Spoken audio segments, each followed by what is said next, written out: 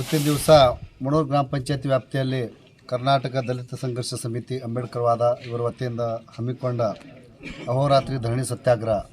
ಅವ್ರು ಯಾಕೆ ಧರಣಿ ಸತ್ಯಾಗ್ರಹ ಮಾಡಬೇಕಾಗ್ಯದ ಅಂದ್ರೆ ಇದಕ್ಕೆಲ್ಲ ನಮ್ಮ ಪಂಚಾಯತಿ ಆಡಳಿತ ಮಂಡಳಿ ಸಹಿತ ಇವರಿಗೆ ಬೆಂಬಲ ಐತಿ. ಆಮೇಲೆ ಏನದಲ್ಲ, ಪ್ರಗತಿಪರ ಹೋರಾಟಗಾರರು, ರೈತ ಹೋರಾಟಗಾರರು, ಗ್ರಾಮಸ್ಥರು, ಬೊಮ್ಮಂಜೋಗಿ, ದೇವರ, ಮುಣೂರು ಎಲ್ಲರೂ ಈಗಾಗಲೇ ಮುಂಜಾನೆ ನಾವು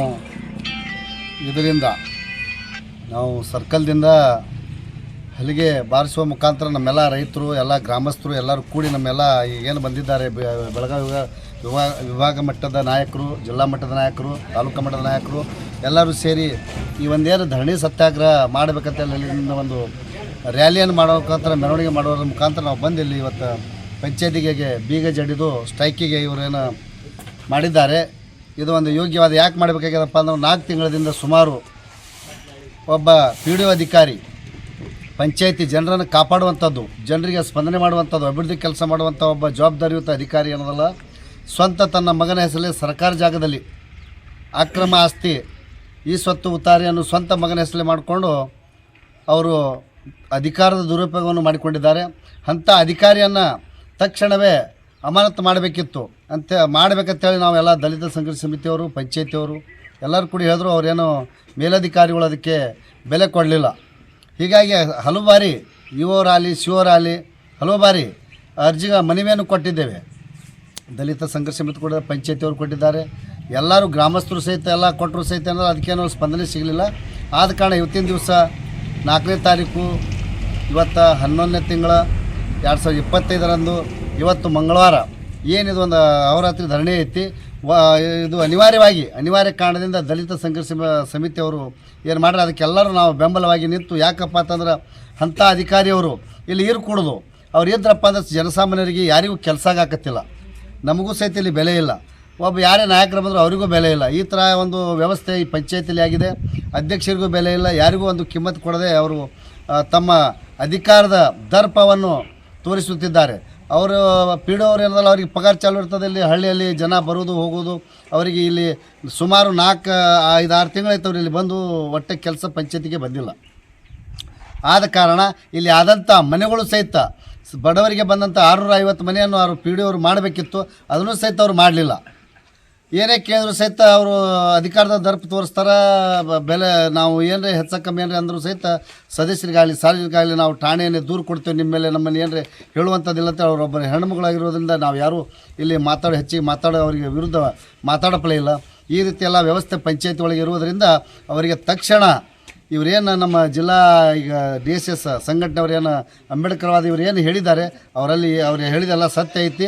ಈಗ ಏನದಲ್ಲ, ಅವರಿಗೆ ಅಮಾನತು ಮಾಡಲಿಲ್ಲಪ್ಪ ಅಂದ್ರೆ ಮುಂದಿನ ದಿನಮಾನದಾಗ ಇವ್ರು ಹೇಳ್ದಂಗೆ ನಮ್ಮ DSS ಸಂಘಟನೆಯವ್ರು ಏನು ಹೇಳ್ತಾರೆ ಆ ಪ್ರಕಾರ ಏನದಲ್ಲ, ತಾಲೂಕಾ ಜಿಲ್ಲಾ ಮಟ್ಟದಾಗ ಉಗ್ರವಾದ ಹೋರಾಟ ಆಗ್ತದೆ. ಇದಕ್ಕಿಂತ ಹೆಚ್ಚಿನ ಜನಸಂಖ್ಯೆ ನಾವು ಕೂಡಿಸಿ ಅಲ್ಲಿ ನಾವು ಅಹೋರಾತ್ರಿ ಧರಣಿ ಸತ್ಯಾಗ್ರಹ ಅಲ್ಲೇನು ಸಹಿತ ಮಾಡಬೇಕಾಗ್ತದೆ ಅನ್ನೋ ಒಂದು ಮಾತು ಹೇಳ್ತೀನಿ. ಬಂಧುಗಳೇ, ಇಂದು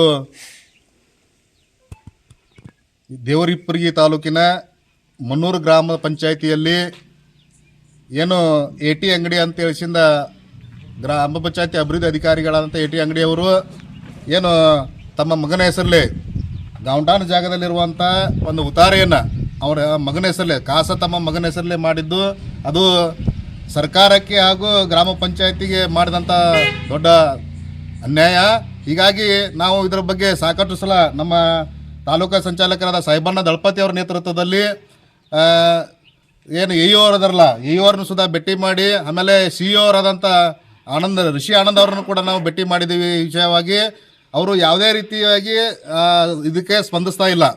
ಏನಪ್ಪ ಅಂತಂದ್ರೆ ಈ ದೌರ್ಜನ್ಯ ಅನ್ನುವಂಥದ್ದು ಏನು ಅನ್ಯಾಯವನ್ನು ಎಸಗೋದ್ರ ಮುಖಾಂತರ ಇವರು ಏನು AT ಅಂಗಡಿಯವ್ರಿಗೆ ಇವರು ಕೂಡ CEO ಆಗಲಿ EO ಆಗಲಿ ಇವರು ಕೂಡ ಅವರಿಗೆ ಬೆಂಬಲವಾಗಿ ನಿಂತಿದ್ದಾರೆ.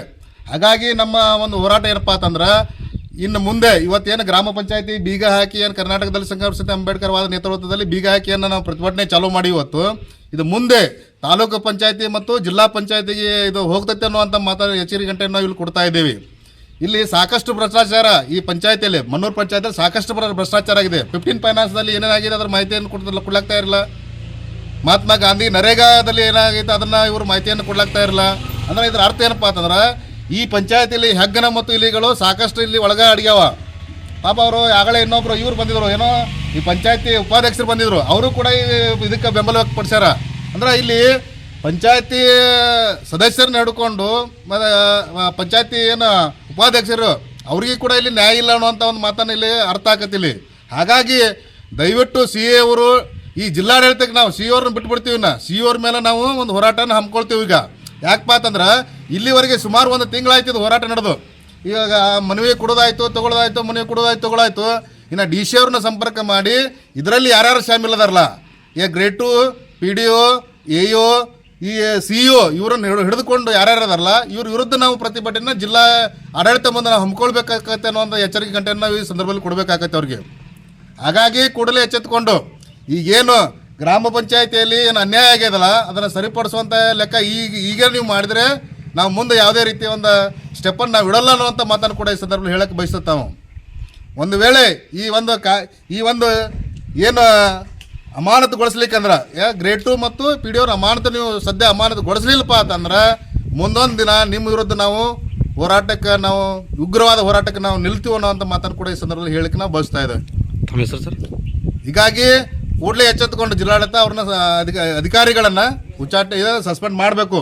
ಇಲ್ಲಪ್ಪ ಅಂದ್ರೆ ನಾವು ಉಗ್ರವಾದ ಹೋರಾಟಕ್ಕೆ ಅಣಿ ಆಗ್ತೀವಿ ಅನ್ನೋಂಥ ಮಾತನ್ನು ಹೇಳ್ತೀವಿ. ನಮ್ಮ ಹೆಸರು ಸಂಜು ಕಂಬಾಗಿ, ಕರ್ನಾಟಕ ದಲಿತ ಸಂಘರ್ಷ ಸಮಿತಿ ಅಂಬೇಡ್ಕರ್ ವಾದದ ಬೆಳಗಾವಿ ವಿಭಾಗೀಯ ಸಂಚಾಲಕರು, ವಿಜಯಪುರ. ತಮ್ಮ ಮಗನ ಹೆಸರಿಗೆ ಖಾತೆ ಉತ್ತಾರಿ ಮಾಡಿದಂತ ಪಿಡಿಯವರು ಅಮಾನತ್ ಮಾಡಲೇಬೇಕು. ಬೇಕೇ ಬೇಕು, ಬೇಕೇ ಬೇಕು. ಎಲ್ಲಿವರೆಗೆ ಹೋರಾಟ, ಯಾತಕ್ಕಾಗಿ ಹೋರಾಟ,